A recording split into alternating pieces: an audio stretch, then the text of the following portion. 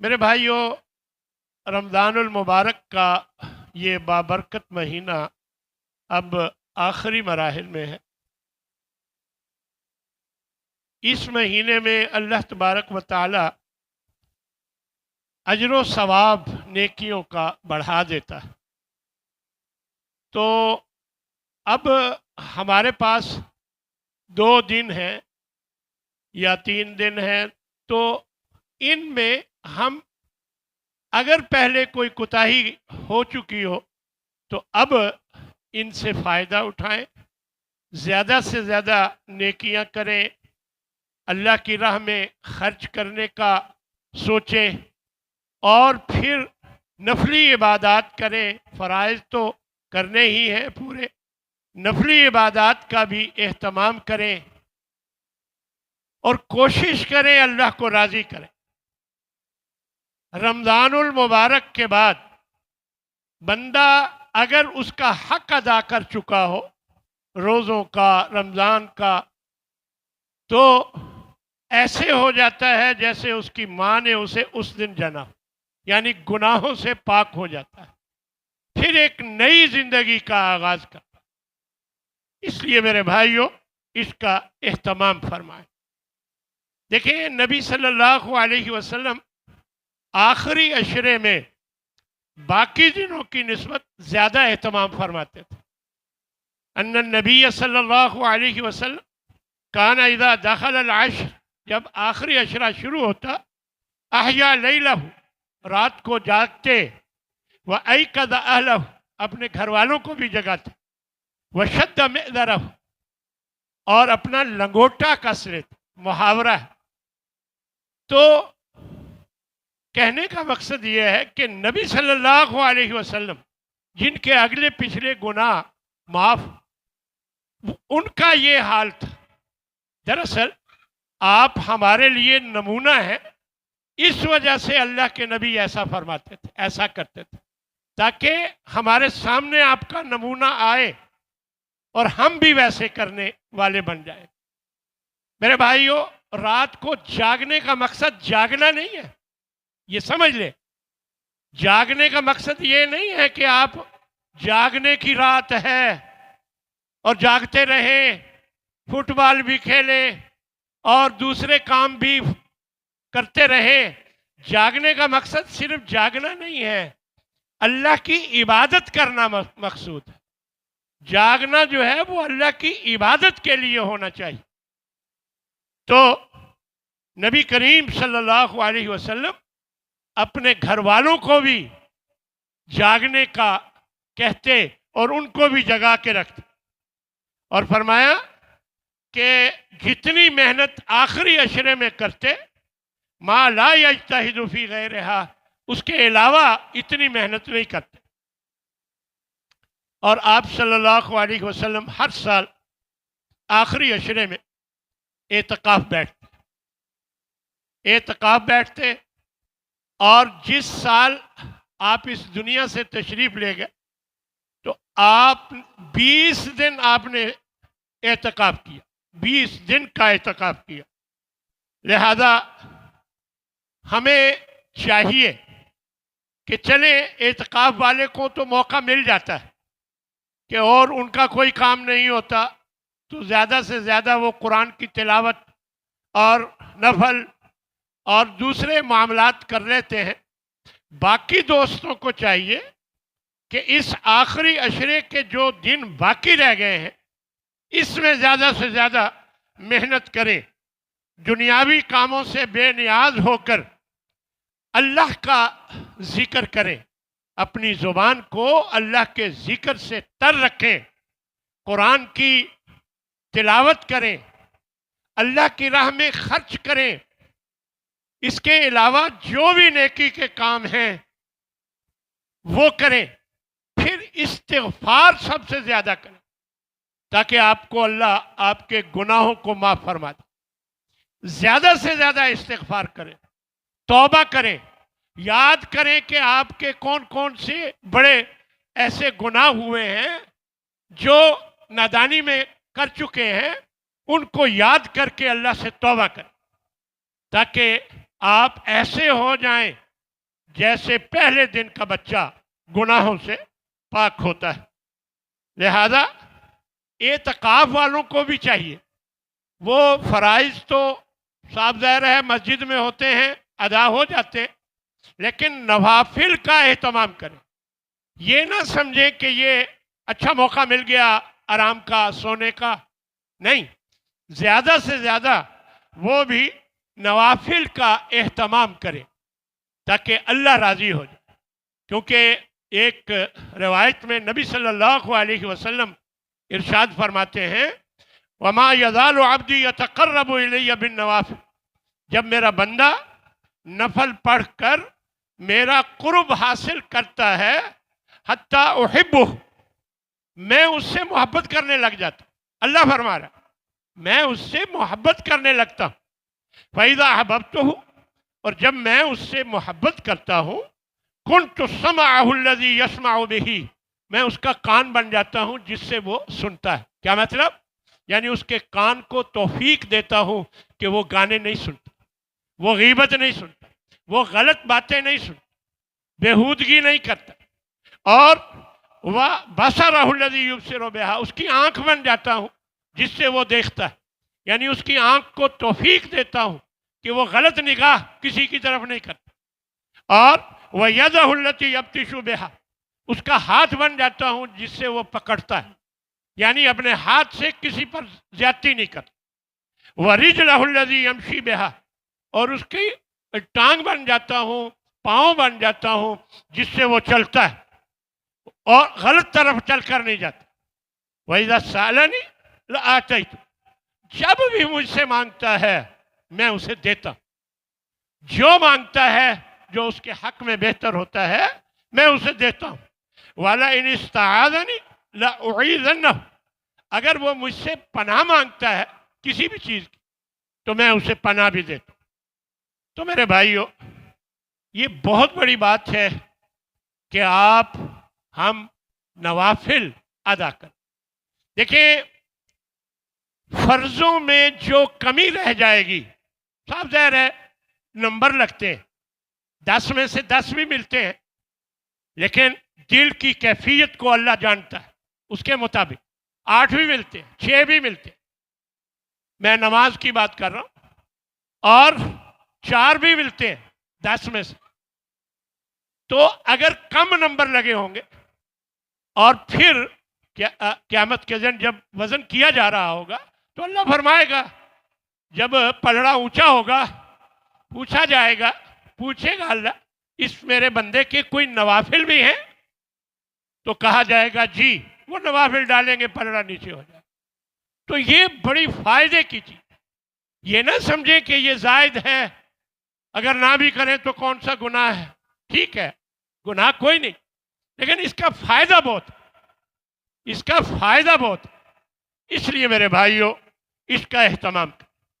اسی طرح قیام اللیل، جسے ہم تراویح کہتے ہیں، اس کا بھی جو ہم نے اہتمام کیا، اللہ اس کو قبول فرمائے، اور قیام اللیل اس کے بعد بھی جاری رکھے، یعنی رمضان المبارک کے بعد بھی یہ تہجد اور قیام اللیل ایک ہی چیز، اس کو جاری رکھے۔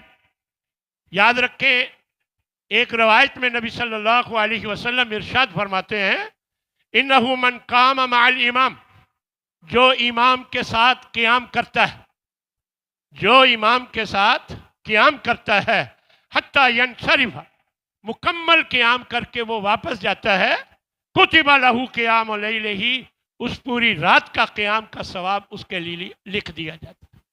کتنا بڑا مہربان اللہ ہے کہ وہ آپ نے صرف امام کے ساتھ کچھ رکعات پڑھی، ساری رات کا ثواب اللہ آپ کے لیے لکھ دیتا ہے۔ تو یہ بڑی سعادت کی بات ہے، اس لیے ضروری ہے کہ امام کے ساتھ مکمل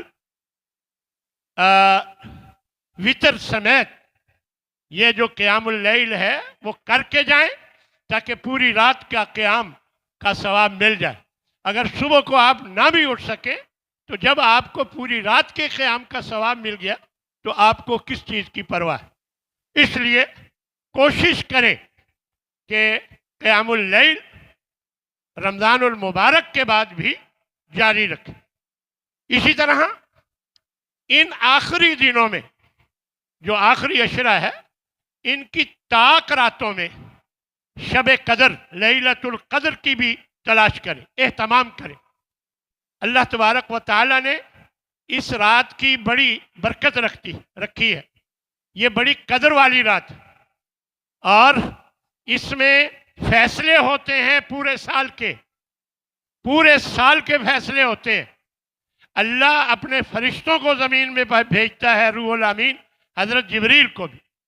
تو یہ بڑی سعادت کی بات ہے، وہ آمین کہتے ہیں جو آپ دعا کر رہے ہوتے، تو یہ بڑی سعادت کی بات ہے۔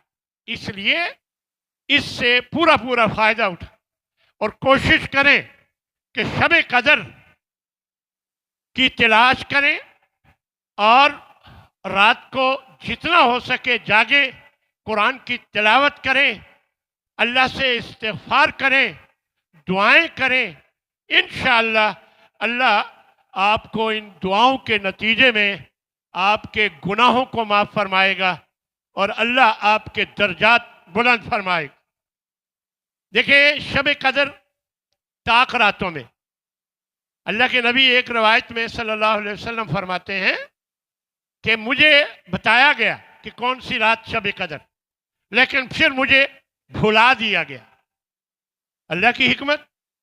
اور پھر آپ نے فرمایا آخری عشرہ کی طاق راتوں میں تلاش کرو، طاق راتوں میں تلاش کرو۔ چنانچہ ہمیں کوشش کرنی چاہیے کہ آخری عشرہ جو اب گزر رہا ہے، اس کی طاق راتوں میں اب ایک رات باقی رہ گئی۔ اگر پہلے کوتاہی ہوئی تو 29 کی رات باقی رہ گئی، تو آپ کوشش کریں کہ اس رات اللہ کو راضی کریں، کوشش کریں کہ اپنے گناہوں کی معافی مانگیں۔ یہ اللہ نے موقع دیا ہے۔ دیکھیں، ابھی کئی فوت ہونے والوں کی اطلاعیں آپ سن چکے رمضان میں ان کو ذرہ برابر بھی اندازہ نہیں تھا کہ وہ فوت ہو جائیں گے۔ مجھے بتائیں میں نے کون سی گارنٹی لی ہوئی ہے؟ اس لیے اگر یہ اللہ موقع دے رہا ہے تو اس موقع سے صحیح فائدہ اٹھا، اور یہ اللہ کی خاص عنایت اور مہربانی کہ اللہ نے ہمیں ایک دفعہ پھر موقع دیا۔ نبی صلی اللہ علیہ وسلم سے حضرت عائشہ نے پوچھا، یا رسول اللہ، اگر مجھے اندازہ ہو کہ یہ شب قدر ہے تو میں کیا دعا کروں؟ تو آپ نے فرمایا اللہم انکا عفو تحب العفو فاعف عنی، اے اللہ تو بہت معاف کرنے والا ہے، تو بخشش کو معاف کرنے کو پسند فرماتا ہے، مجھے معاف کر دے، مجھے معاف فرما دے۔ فرمایا یہ دعا آپ پڑھا۔ تو یہ دعا یہاں لکھی ہوئی بھی تھی، ایک دفعہ میں نے دیکھا تھا، اور ویسے بھی تقریباً سب دوستوں کو یاد ہے۔ اللہ تبارک و تعالی آپ کو مجھ کو یہ توفیق دے کہ ہم کثرت سے یہ دعا کریں، تاکہ اللہ تبارک و تعالی ہم سے راضی ہو جائے، ہمیں معاف فرما دے۔ ایک مسئلہ صدقہ فطر کا ہے۔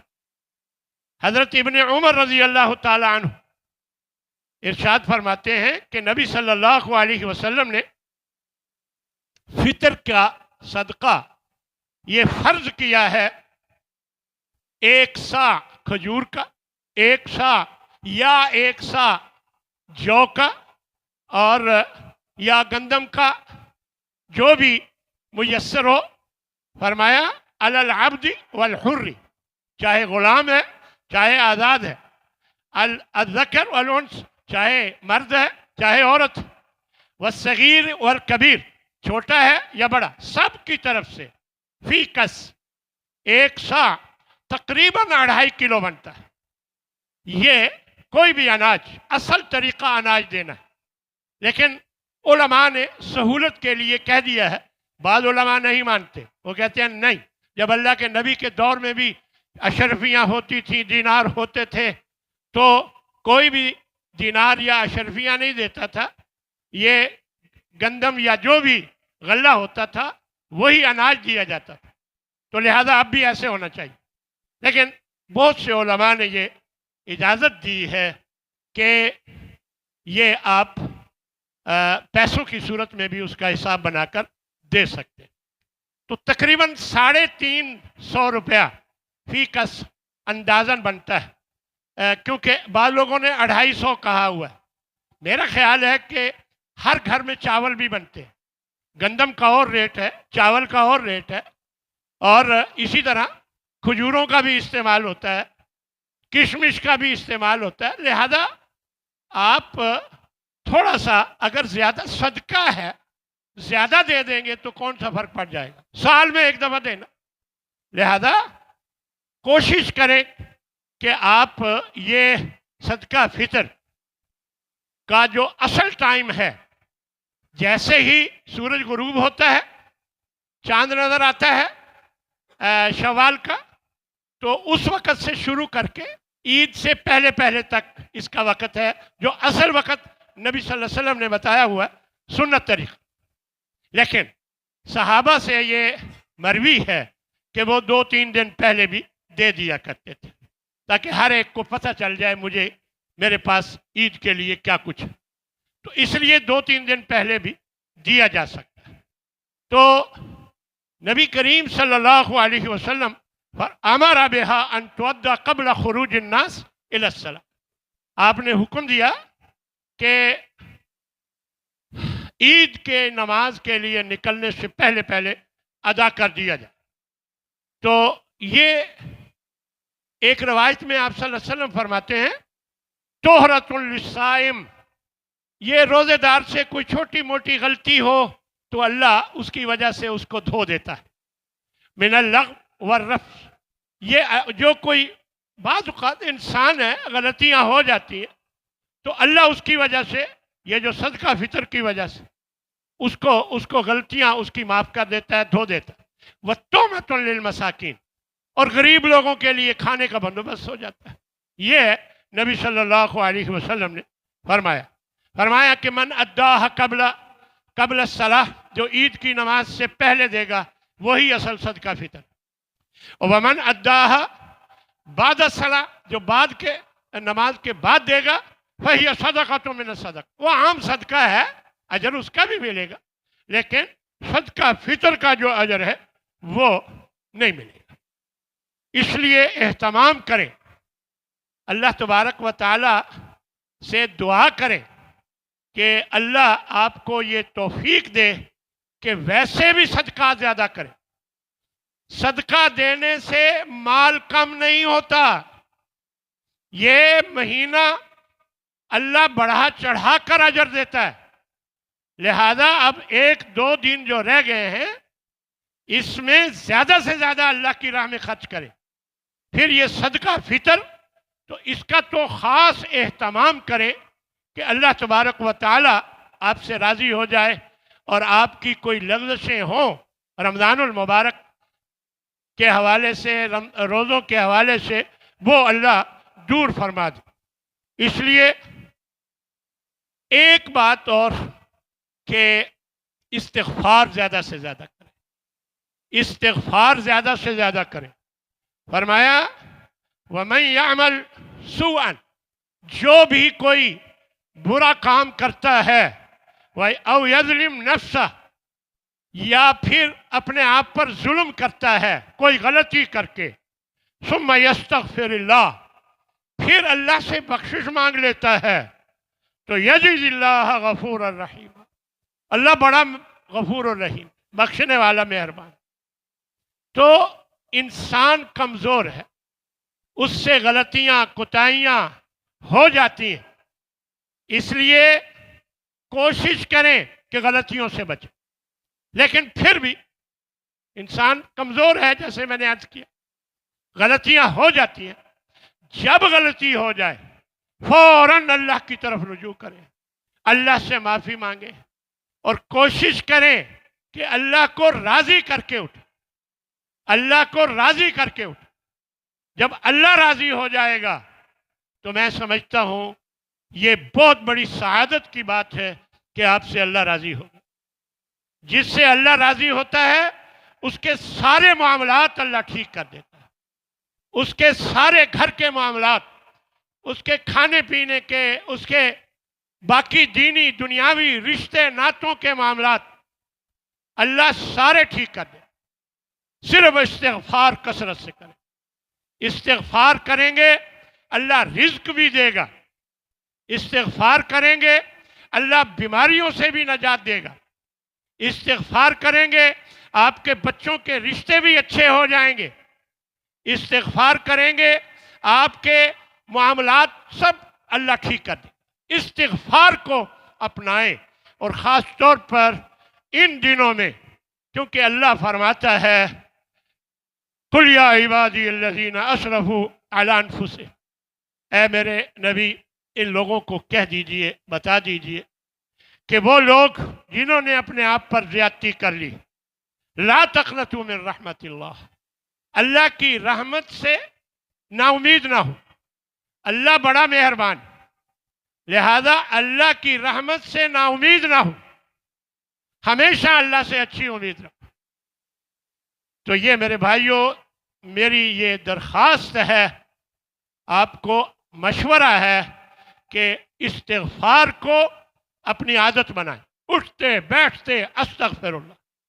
آپ نے دیکھا ہوگا بعض لوگوں کو اٹھتے بیٹھتے یا فلاں کہنا کی عادت بن جاتی ہے، تو وہ عادتاً غیر ارادی طور پر بھی وہ وہی جملہ بول رہے ہوتے ہیں اٹھتے بیٹھتے. تو آپ اپنے آپ کو عادی بنائیں استغفر اللہ کہنے. استغفر اللہ یہ جملہ کافی ہے. اس کے ساتھ کچھ اور بھی وَأَتُوبُ إِلَيْهِ اگر جوڑ لے تو بہت اچھا ہے، لیکن زیادہ سے زیادہ استغفار. تو میرے بھائیوں اس کے بعد کچھ باتیں عید کے حوالے سے. آداب عید میں یہ بات شامل ہے کہ شوال کا جو جیسے ہی چاند نظر آئے رات کو بھی اور عید کی صبح کو جب آتے ہیں اور تو تکبیرات بلند آواز سے پڑھنے کا اہتمام کیا جائے. اور اسی طرح عید کے دن غسل کرنا، عمدہ لباس پہننا، خوشبو لگانا یہ سنت ہے، نبی صلی اللہ علیہ وسلم کا عمل ہے، لہذا اس کا اہتمام کرنا چاہیے. اسی طرح گھر سے روانگی سے قبل طاق تعداد میں 1 3 5 7 یہ طاق تعداد ہے. کھجوریں کھا کر مسجد کی طرف نکلنا، یہ عیدگاہ کی طرف نکلنا یہ مسنون ہے. تو نبی کریم صلی اللہ علیہ وسلم کے بارے میں آتا ہے کانا لا یغدو یوم الفطر حتی یاکل تمرات، جب تک آپ کھجوریں نہ کھا لیتے عید کے لیے نہیں نکلتے. وَيَأْكُلُهُنَّ وِطْرًا، آپ طاق تعداد میں کھجور کھاتے تھے. پھر عیدگاہ کی طرف پیدل جانا یہ مسنون ہے، زیادہ بہتر ہے. مجبوری نہ ہو تو پیدل جانا زیادہ بہتر ہے، اور پیدل ہی واپس آنا یہ نبی صلی اللہ علیہ وسلم کا طریقہ ہے، مسنون ہے. اسی طرح واپسی پر راستہ بدل لینا یہ بھی نبی صلی اللہ علیہ، ہر قدم جہاں جس جگہ پر پڑے گا وہ جگہ گواہی دے گی کہ یہ شخص یہاں سے گزر کر گیا، لہذا راستہ بدلے تاکہ آپ کے لیے گواہی دینے والی جگہ زیادہ ہو.